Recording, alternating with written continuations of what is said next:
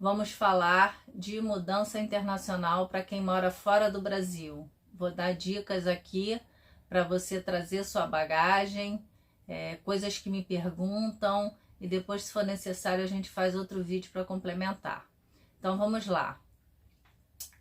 Você quer trazer sua bagagem para o Brasil, e que todo mundo foca em saber quanto é que custa o frete, né? O frete de um container de 20, o frete de um container de 40. Logicamente, o ideal é você trazer uma bagagem via marítima, porque o marítimo é muito mais barato do que o aéreo. E o tempo de trânsito da viagem do navio para o Brasil vai depender, logicamente, da distância territorial, né, do país que você está, no mapa, literalmente. Então, se você está nos Estados Unidos, é mais longe que a Europa, que é mais longe que, né, a Europa e a África estão mais perto, a América do Sul está pertíssimo. Então, tudo vai depender do país que você está. E essa distância territorial, logicamente, também vai fazer diferença no valor do frete. É muito mais barato quanto mais perto o país for do Brasil. Esse é o primeiro ponto. A bagagem não é para ser tributada, mas ela tem algumas condições para que ela não seja tributada. Então, essas condições depois eu vou deixar aqui escrito para vocês num link todos os detalhes disso, assim como eu vou deixar no link para vocês verem uma lista de bens, tá? Que a gente vai falar daqui a pouco. Então, resumidamente, a questão do preço do frete varia de acordo com o local de onde você está vindo. Quem pode conseguir essas informações de todos os custos para trazer uma bagagem desacompanhada aqui é conhecida como mudança internacional, que a bagagem desacompanhada é um nome técnico, né? O leigo conhece como mudança internacional, é o despachante aduaneiro. O despachante aduaneiro pode fazer todos esses cálculos para você e também incluir o valor dele como honorários. Então, mas só para você ter uma visão geral, você vai ter armazenagem, você vai ter capatazia, você vai ter o frete internacional marítimo, se você trouxer de navio, você vai ter o honorário do despachante e você vai estar isento de tributos. Então, você não vai pagar os tributos federais, você não tem esse pagamento, né, de imposto de importação, IPI, ICMS, tudo isso está isento da condição de bagagem. E você não vai pagar a Marinha Mercante, que é o AFRMM. Então, nesse sentido, é bem econômico e o que acaba saindo mais caro realmente é o frete internacional. O despachante vai passar esse preço caso a caso, né? Porque tem essas questões todas que eu falei. A distância e, lógico, a quantidade, o peso da bagagem são relevantes nesse cálculo também. Tamanho do container, né? Se ele vai ser um container de 20, se ele vai ser um container de 40, se ele vai ser só algumas caixas que vão ser colocadas dentro desse container, né? Ou se você vai ocupar o container todo. Das duas formas você consegue fazer marítimo. Você não precisa ter quantidade para fechar um container todo para trazer. Você pode pegar uma parcela desse container. Aí, quando chega no Brasil, ele desce do navio no armazém, ele vai ser desovado. Então, vamos dizer, você embarcou na China, você estava morando na China, o despachante fez esse trâmite para você, o agente marítimo, né? É um profissional que vai estar colocando lá a carga dentro do container, mas o despachante cuida disso tudo. E como vem outras pessoas, sem ser você trazendo uma bagagem para o Brasil, essa bagagem é colocada do João, do Francisco, do José, a sua, tudo lá dentro do container, é possível fazer isso. Quando chega aqui, esse container é desovado, que a gente chama, ele é colocado no chão e sai o lote de cada pessoa, e esses lotes ficam lá separados no armazém, numa área coberta, para poder cada despachante de cada cliente lá fazer a liberação dessa carga. Agora, o pessoal tem muita dúvida com relação à documentação. A documentação vai estar no site lá do Brasil, né? Mas o despachante pode te dar todo o apoio sobre isso. A gente também vai botar informações aqui de onde buscar, né? nos sites, mais ou menos, para você ter uma noção. Mas você vai lá no site da embaixada, já tem uma noção dos documentos. O que é muito importante que o pessoal faz e que acaba sendo muito errado? O pessoal faz a mudança, digamos assim, no sentido de embalar, e depois que vai chamar o despachante aduaneiro. Você não deve fazer isso de jeito nenhum. Porque o despachante vai te instruir já que documentos que você tem que deixar separado, procuração que você tem que assinar para ele, para que esse processo de bagagem ocorre. Porque aí o risco é você já faz a mudança, já coloca em caixa, já bota tudo misturado, não separa a documentação que ele vai precisar para fazer o processo, não dá procuração para ele, porque às vezes você sai já do país e deixa documento com outra pessoa, então isso fica muito confuso, essa questão da papelada. Fora que é necessário uma lista de bens para o processo de bagagem. Você não pode fazer a mudança internacional sem cumprir a legislação, e dentre os documentos necessários está a lista de bens. E a lista de bens, o que é? É literalmente você colocar panelas, o material de cozinha, utensílios, roupa de cama, roupa, sapato, livros, móveis. Então você vai nomear naquela lista. A gente tem um modelo aqui, né, para você poder ver e fica muito fácil para você visualizar do que eu tô falando.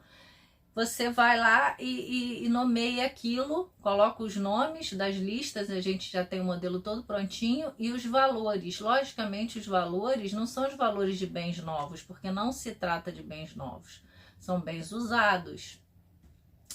Porque se fossem bens novos, né, se você estivesse trazendo dentro do container, a Receita poderia achar que são tributáveis. E aí tem alguns detalhes sobre isso também, que é material para outro vídeo.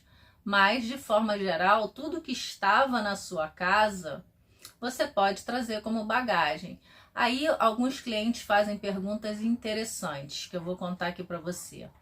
Você tem um piano praticamente novo, assim, que você comprou há pouquíssimo tempo, um Yamaha sensacional, você pode trazer? Pode, desde que você pratique música, você seja né, um músico, ou já estude música há muito tempo, ou seu filho estuda música, e você possa comprovar isso.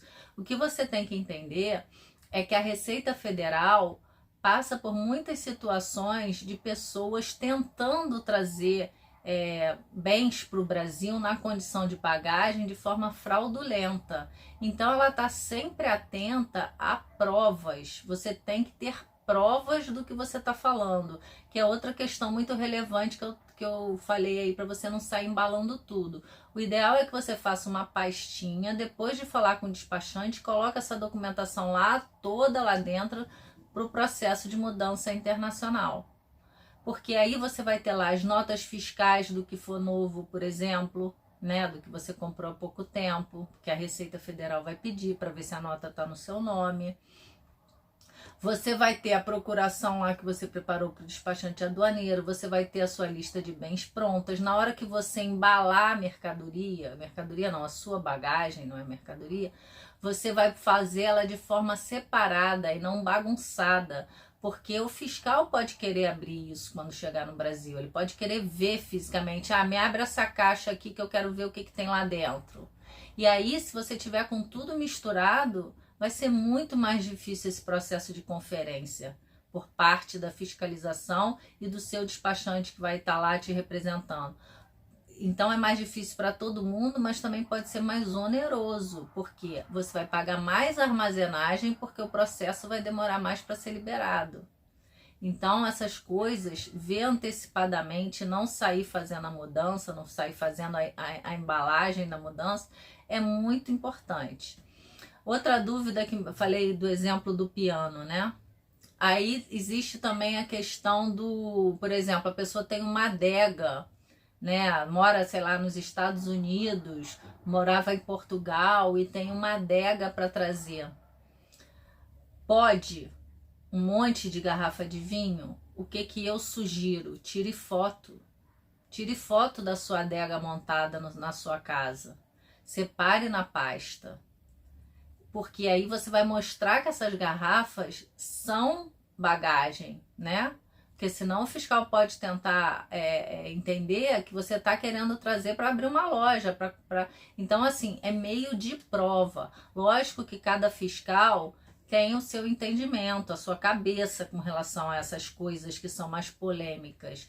Mas nada como você ter a prova de que você já tinha 2.000 garrafas na sua adega, 500 garrafas, enfim, meio de prova. Piano é meio de prova, adega é meio de prova, essas coisas mais complicadas, mais polêmicas são meio de prova. Você tem que conseguir provar, isso é relevante. Mas não é que a Receita esteja querendo te penalizar. O pessoal fala muito também de bicicleta. Bicicleta elétrica não pode. Bicicleta normal, sem ser a elétrica, teria que analisar caso a caso. Eu já vi fiscal liberar a bicicleta que a mãe usava quando ela morava nesse país e ia continuar fazendo isso para levar o filho no colégio. Ela levava o filho na carona da bicicleta para o colégio. Então são questões que a Receita vai analisar, tá? Mas você já fica sabendo que se você tem moto, se você tem carro, se você tem bicicleta elétrica, você tem que vender no país que você está e comprar nova no Brasil. O Brasil não aceita isso usado aqui no país, tá? Não pode trazer. Deixa eu ver se eu esqueci de falar alguma coisa para você. Então, já falei documentação. Você vai entrar no site do Brasil, né? Para verificar o que tem de documentação, mas vai botar o seu despachante para te ajudar nisso. Já falei as despesas que você tem, já falei mais ou menos o critério da Receita Federal com relação à análise. E outra coisa interessante com relação ao critério da Receita Federal também é o seguinte: se você tinha uma casa de 4 quartos e tinha móveis pra caramba no lugar onde você morava, e você vem para uma kitnet no Brasil, você não pode trazer aquilo tudo. Você também tem que provar que aqueles móveis, aquela quantidade de utensílios, aquelas coisas todas que você está trazendo, você vai usar no seu dia a dia, na sua casa nova, né? Não vai trazer uma coisa que diz respeito a uma quantidade de mobílias para 4 quartos e vai morar num kitnet, porque a Receita não vai aceitar isso. Ela verifica endereço, ela verifica CPF, ela tem acesso a tudo, né? Ela tem um banco de dados muito grande e ela tem inteligência artificial nos sistemas dela. Então, antes da sua carga estar saindo do país que você está embarcando lá, com ou sem a carga, normalmente as pessoas vêm de avião na frente e depois vem a carga no marítimo, né? A Receita tá vendo já no sistema a carga manifestada ali. Tem um negócio chamado manifesto de carga. Antes de chegar ao Brasil, 48 horas antes de chegar, a Receita Federal sabe tudo que está vindo em todos os navios. Nessa questão, o Brasil está muito avançado. Então é isso. Eram essas dicas que eu queria dar aqui para você hoje. Não se esgotaram, mas eu quero que você coloque aí que mais que você gostaria de saber sobre o assunto mudança internacional, de que forma a gente pode esclarecer mais as dúvidas aí. E se você gostou desse vídeo, dá um joinha, segue o canal e toca a campainha aí para você ficar sabendo das novidades, tá bom? Boa tarde, boa noite, bom dia e fique com Deus.